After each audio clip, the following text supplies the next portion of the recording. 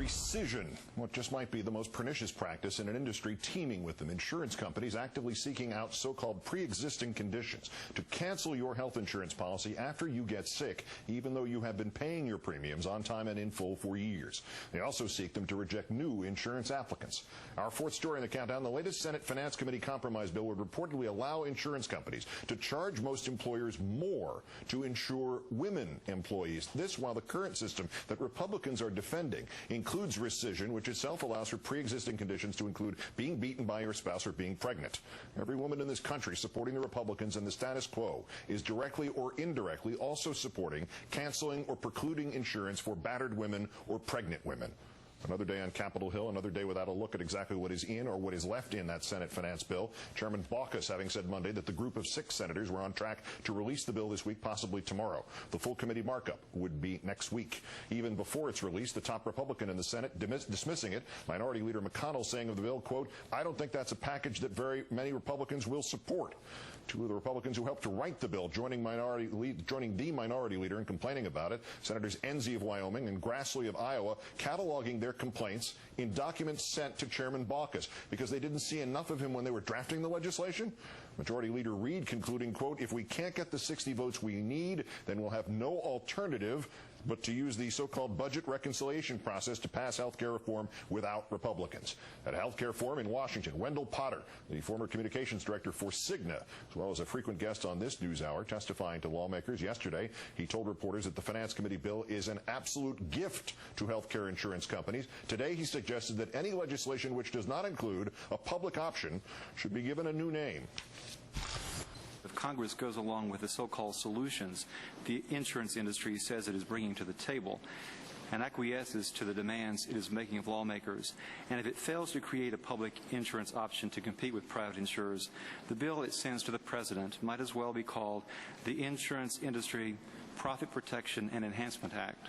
In 2006, Democrats in the Senate, having tried to end the insurance industry practice, now legal in 8 states and the District of Columbia, of discriminating against people who are being beaten by their spouses. An amendment introduced by Senator Patty Murray of Washington was defeated then in the Help Committee in a tie vote, 10-10. All of the no votes were Republicans. Among them, Senator Enzi, the same Mike Enzi, now drafting and complaining about the bill about to come out of the Finance Committee. Let's turn now to Congressman Anthony Weiner, Democrat of New York, member of the Energy and Commerce Committee. Great thanks again for your time tonight, Congressman. My pleasure. Thank you, Keith. When insurance companies are not rescinding one woman's coverage because she once had acne, they're rescinding another woman's coverage because she's a victim of domestic violence, a culture of, insurance-wise, blaming the victim. Does that pretty much sum up the American health insurance industry at the moment? Well, you know, it's frequently been said, and I've said on your show, I don't think people in insurance companies are evil, but it's clear what they want to do is take in as much money as they can and pay as little as possible out in the form of benefits. That's the way they function. That's the way they make profits. And if you remember what the President said, there are 3 things we need to accomplish in health care. 1, cover about 40 million additional Americans. That's good for health insurance companies. 2 other things are going to be tougher, and that is making sure health insurance companies don't do things like deny coverage. And 3rd is hold down costs, meaning they have to take less profits or have lower overhead.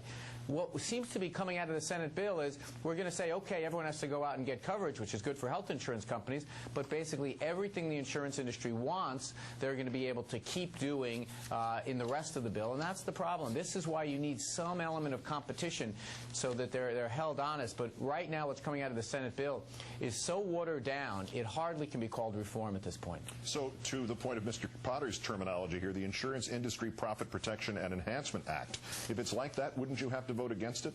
Well, it sure has to have more than the Senate's putting in. You know, I keep hearing people say, well, the public option is just one element of the bill, but it's an extraordinarily important one, and your viewers need to understand why.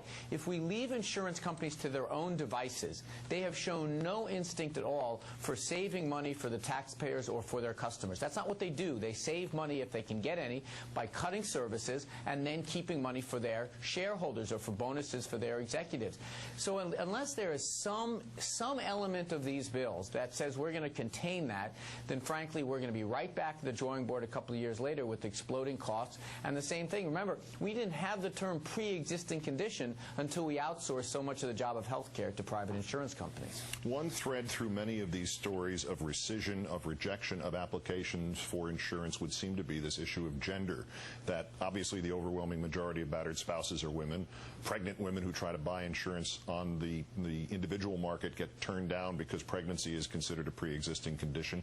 Have the reformers made a strong enough case to women, never mind political orientation, just the 51% of the people in this country who are women, about what reform really means to them?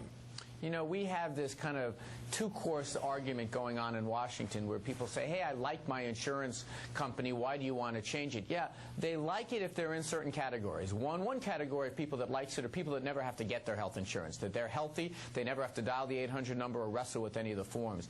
Another group that's far less happy are women, because they have different health care costs, and they have health care costs that are much more likely to be targeted by health insurance companies for denial. Many states in the country now have laws protecting women when they come in when they're having children. They only have those laws because there are so many abuses among insurance companies trying to deny coverage to pregnant women. This is one of the reasons why we need reform in this country, but more than just reform.